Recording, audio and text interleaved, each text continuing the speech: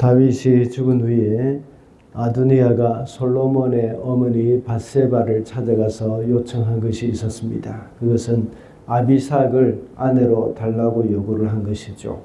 밧세바는 흔쾌히 아도니아의 청을 받아들여서 솔로몬에게 가서 부탁을 했습니다. 그렇지만 솔로몬은 아도니아의 그런 옳지 못한 동기를 가지고 있다는 것을 알고 아도니아를 죽였습니다. 아도니아는 자신이 왕의 자리에 앉으려고 했던 그 첫 번째 시도를 실패했지만 그 야욕을 포기하지 못했다고 했죠. 탐욕은 아무리 감추려고 해도 결국은 드러나게 되어 있다고 했습니다. 그리고 탐욕은 하나님의 뜻을 거스르고 죽음의 심판에 이르게 한다고 했습니다. 솔로몬은 아도니아를 죽인 후에 아도니아와 함께 모의를 한 제사장 아비아달을 추방했습니다. 그리고 분하야를 시켜서 요압도 죽였습니다. 그 후에 다윗이 압살롬을 피해 도망할 때에 다윗을 따라다니면서 욕을 하고 저주했던 시므이도 역시 죽였던 것이죠. 그 후에 솔로몬은 권력을 완전히 장악할 수 있었다고 기록되어 있습니다. 오늘 본문에 나오는 이 세 사람, 이 사람은 결국은 파면을 당하거나 죽게 되었습니다.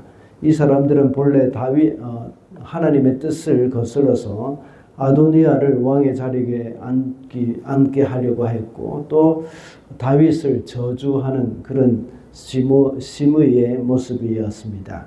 이 말씀을 통해서 오늘 우리는 죄인이 살 수 있는 길이 무엇인지 우리가 알 수가 있습니다. 먼저 죄인이 살 수 있는 길은 경건한 삶입니다. 죄인이 이 세상에서 살아갈 수 있는 힘을 얻는 것, 또 성도가 이 세상에서 살아갈 수 있는 힘을 얻는 것은 바로 하나님과의 관계를 통한 길이기 때문입니다. 26절을 읽어보겠습니다.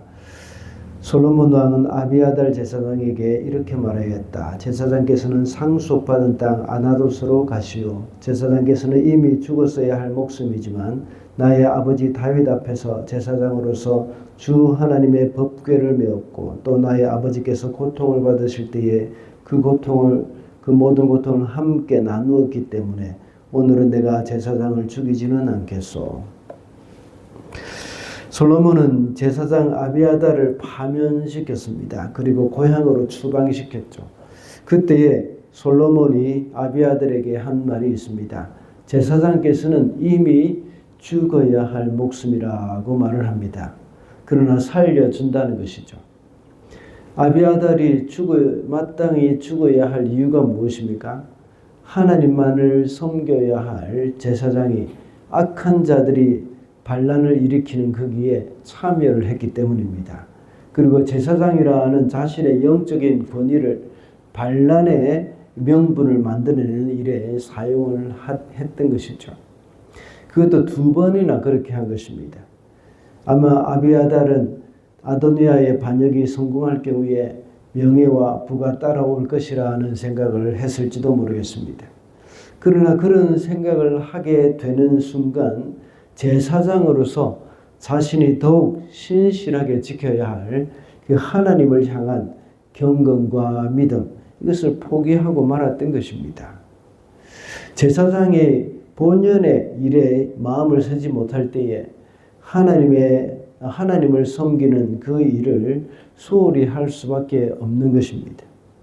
하나님을 가장 우선시하고 하나님의 뜻을 이루어가는 일에 힘쓰지 않는 제사장은 그 존재 가치가 없어진 것입니다.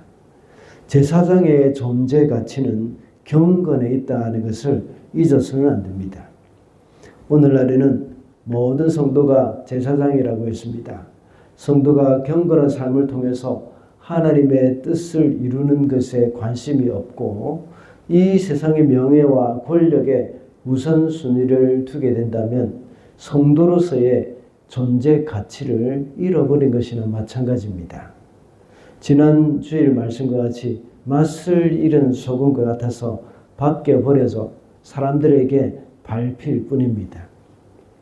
그러므로 성도는 경건의 삶이 바로 살 길임을 명심해야 하겠습니다. 둘째로 죄인이 살 수 있는 길은 참된 회개입니다. 죄인이 살 길은 하나님 앞에 진실된 회개를 하는 것입니다. 30절 말씀을 읽어보겠습니다.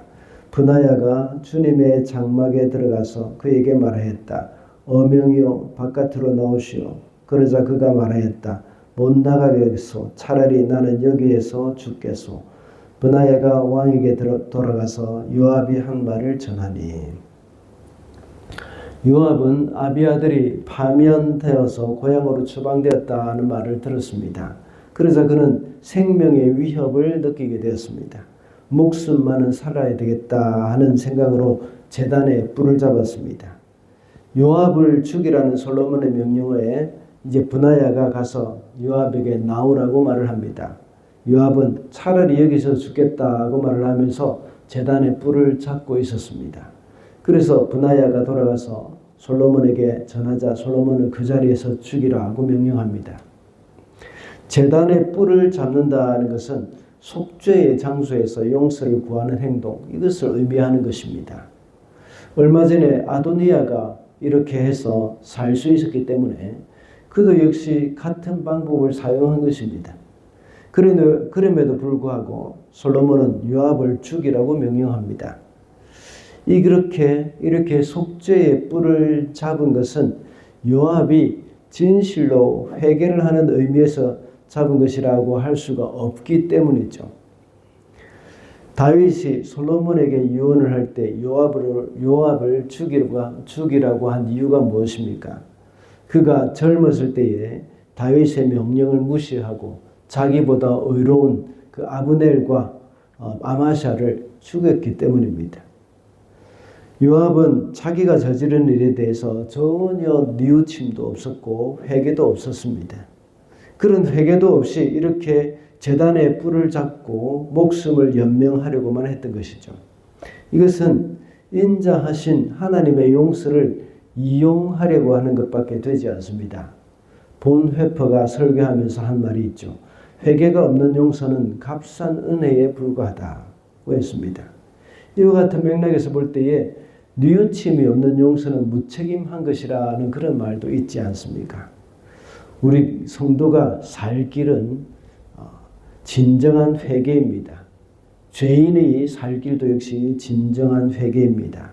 시편 34편 18절에는 여호와는 마음이 상한 자에게 가까이 하시고 중심으로 통회하는 자를 구원하신다라고 했습니다.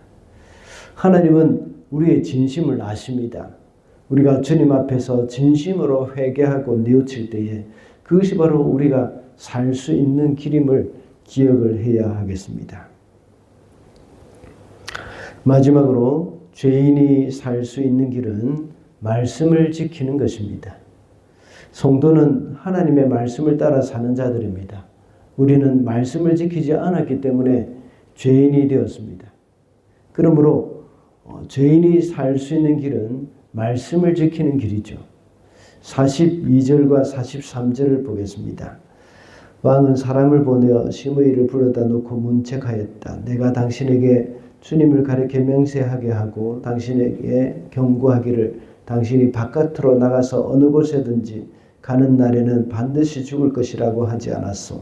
당신도 나에게 좋다고 하였고 내 말에 순종하겠다고 하지 않았소. 그런데 어찌하여 주님께 맹세한 것과 내가 당신에게 명령한 것을 당신은 지키지 않았소. 솔로몬은 시므이에게 명령을 합니다. 예루살렘 밖으로 나가지 말라고 했습니다. 만약 이 말을 어기고 예루살렘 밖으로 나가는 일에는 죽게 될 것이라고 했습니다. 시므이도 그렇게 하겠다고 대답을 했습니다. 그런데 3년이 지났을 때에 시므이의 두 종이 도망가서 가드로 가 있을 때에 시므이가 예루살렘을 떠나서 그 종을 데리고 왔습니다. 그 일이 솔로몬에게 알려졌고 솔로몬은 자신의 말을 어긴 시므이를 죽이게 되었습니다. 우리도 이 세상에 살아가는 동안 하나님의 말씀을 지켜야 합니다. 하나님과 맺은 언약을 어길 때는 죽을 수밖에 없는 죄인이 됩니다. 성도가 이 땅에서 살 수 있는 길은 주님의 말씀입니다. 말씀을 지켜 살 때에 우리는 살 수가 있습니다. 그런데 우리는 늘 하나님의 말씀을 어기며 살 때가 얼마나 많은지 모릅니다. 하나님은 우리가 말씀대로 살 수 없다는 것을 알고 계십니다. 그래서 우리를 구원해 주시는 방법을 마련해 주셨죠. 바로 예수 그리스도입니다. 그러므로 우리는 예수 그리스도를 믿음으로 인하여서 살 수 있게 되었습니다. 그래서 성경은 말하기를 의인은 오직 믿음으로 말미암아 살리라고 했습니다. 말씀대로 완벽하게 살 수 없는 우리에게 그리스도를 주신 하나님께 늘 감사하며 살아가야 하겠습니다. 죄인이 살 수 있는 길이 무엇이라고 했습니까? 경건히 우리가 살 수 있는 길이라고 했습니다. 그리고 참된 회개가 살 수 있는 길이며 말씀을 지키는 것이 살 수 있는 길이라고 했습니다. 오늘도 우리에게 그리스도로 인하여서 생명을 주신 그 주님께 감사하며 살아가는 저와 여러분이 되시기를 바랍니다.